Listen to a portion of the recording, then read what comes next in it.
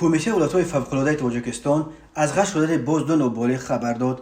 از جمله روز 21 ایونی سال 2023 یک دختر 16 ساله از دهه گرچشمه جماعت دیوت به نام اسکر زمیر و فنویه اشکوشی ولایت مختار کوهستان بدخشان به سبب‌های نامعلوم ناپدید شده است.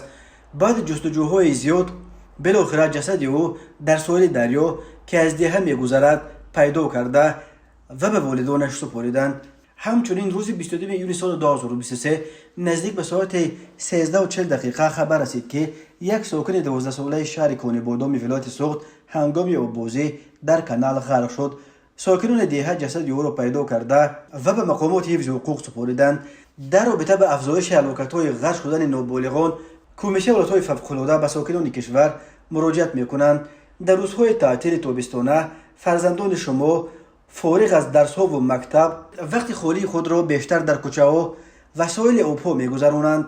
حالت‌های هم است که شما در خانه و یا سرگرم کار در کارگاه نمی‌دانید فرزندانتان کجایند و چه کار می‌کنند. کمیته با احترام شما خواهش می‌کند به خاطر راه ندادن به حادثه‌های ناخوش وقت بیشتر را برای تعطیل خوب فرزندانتان جدا کنید و تلاش نمایید همراه آنها باشید.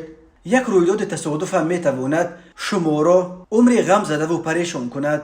به حساب کمیته ولایت‌های فوق‌العاده از اول سال جاری در آب‌های کشور علاقه حدود 70 نفر غرق شدند که بیش از نصف آنها تقریباً 40 نفر از غرق شدگان کودکان و نوجوانان تا 16 ساله میباشند. سال 2022 در تاجیکستان 160 نفر از جمله 80 کودکان و نوجوانان غرق شده بودند.